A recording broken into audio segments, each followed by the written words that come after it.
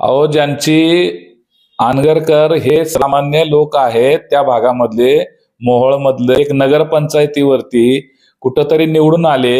एका स्त्रीला बिचारीला नगर परिषदेचा फॉर्म भरून देताना तिला अनेक अडचणी केली. हे गुंडाराज बिहारला सुद्धा लाजवेल अशा पद्धतीचं हे राजन पाटलांच्या पोरांनी, त्यांना असं वाटतं की ते म्हणजे काहीतरी वेगळं.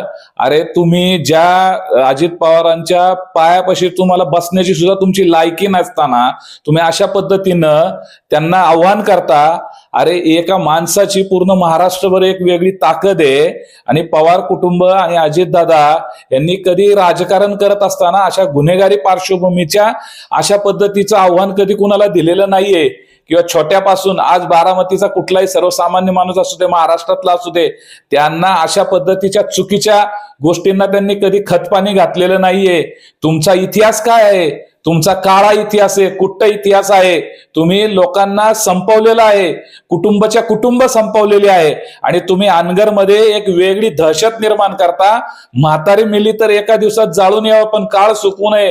तिथली लोक दहशतीच्या छायाखाली आहेत आणि तुम्ही अजितदादांना चॅलेंज करता. अरे महाराष्ट्रामध्ये अनेक नगर परिषदा आहेत, नगर पंचायत आहेत, जिल्हा परिषद आहेत, नगरसेवक आहेत, आमदार आहेत. अरे दादांनी एवढी ताकद आहे दादांची की महाराष्ट्र एका या अशा नेत्याला फॉलो करतंय की जो शेतकऱ्याच्या बांधावरती जातो, जो तरुणांचे प्रश्न सोडवतो, सकाळी 6 पासून संध्याकाळपर्यंत काम करणाऱ्या नेत्यावरती आपण चॅलेंज आव्हान करता.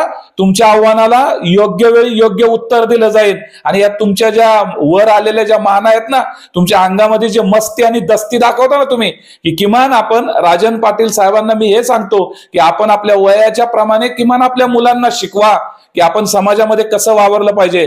सत्तेचा माज आणि त्याचा कालच्या निवडणुकीचा आनंद व्यक्त करत असताना तुम्ही जो माज दाखवलेला आहे तो तुम्हाला योग्य वेळी लोक तुम्हाला तुमचा माज उतरवल्याशिवाय राहणार नाही. आणि एका अबला स्त्रीला तुम्ही अशा पद्धतीने हॅरॅसमेंट करता. महाराष्ट्रातील माझ्या माता भगिनींना मी या निमित्ताने आवाहन करतो की आम्ही उज्ज्वला तिटे यांच्या पाठीमागे खंबीरपणे उभे आहोत. तुम्ही सुद्धा उभं राहिलं पाहिजे.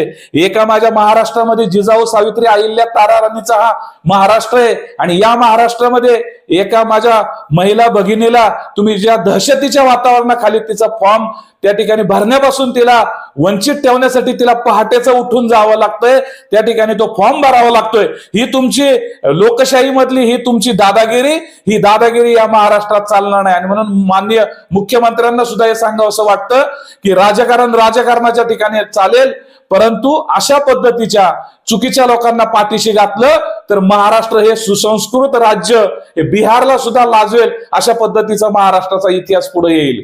ते भाजपमधलेच आहे म्हणजे महायुतीमध्येच अलबेल म्हणजे युती या राजकारणात दिसत नाहीये.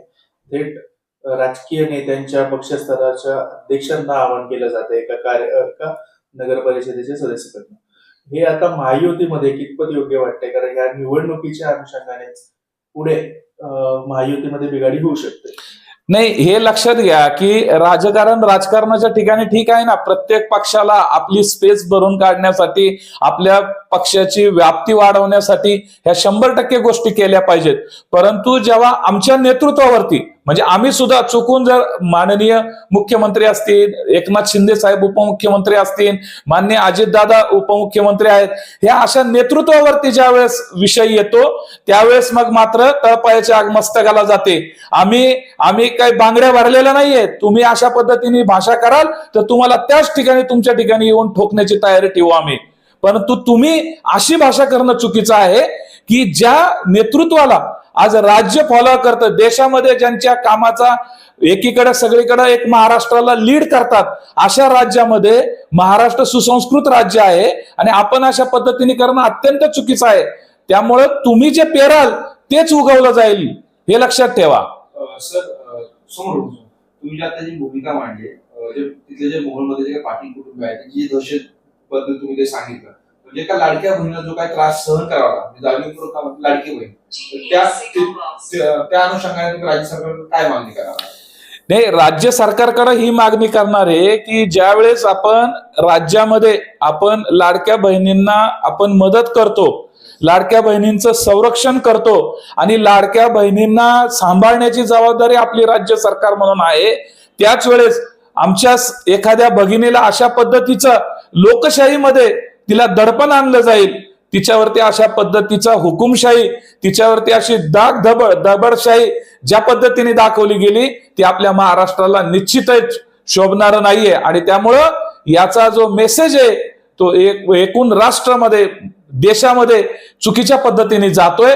त्यामुळे राज्याच्या मुख्यमंत्र्यांनी, दोन्हीही उपमुख्यमंत्र्यांनी याच्यावरती बसून साधक बाधक विचार केला पाहिजे. आणि महाराष्ट्रामध्ये माझ्या मुली आणि महिला या सुरक्षित नसतील तर महाराष्ट्र हा फुले शाहू आंबेडकरांचा, शिव फुले शाहू आंबेडकरांचा सांगण्याचं आम्हाला नैतिक अधिकार सुद्धा उरत नाहीये.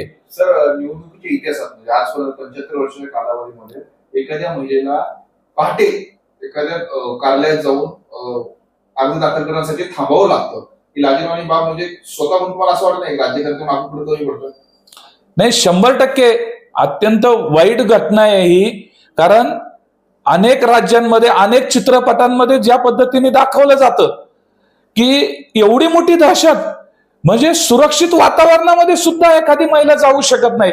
अरे हे माझं महाराष्ट्र, हे अनेक महिलांनी या ठिकाणी, आनंदीबाई कर्वे असतील, तारा राणी असतील, अहिल्याबाई असतील, जिजाऊ असतील, सावित्रीबाई माया असतील, या महानायिकांनी आम्हाला या राज्यामध्ये सुरक्षितता आणि ह्या राज्याचा इतिहास आहे. इथे अत्यंत स्त्रियांना, छत्रपती शिवाजी महाराजांच्या स्वराज्यामध्ये स्त्रियांना अनन्यसाधारण महत्व होतं. आणि आजपर्यंतचा इतिहास या महाराष्ट्रामध्ये आहे की स्त्रियांना या ठिकाणी अत्यंत मान सन्मान दिला जातो. हा महाराष्ट्र, मान सन्मान देणारा महाराष्ट्र, आज एका अनगळच्या निवडणुकीने त्याची प्रतिमा बिघडून गेलेली आहे. महिलांविषयीचा सन्मान तर बाजूलाच राहिलं, पण त्या दहशतीखाली जगतायत, ही अत्यंत आणि अत्यंत लाजिरवाणी गोष्ट आहे.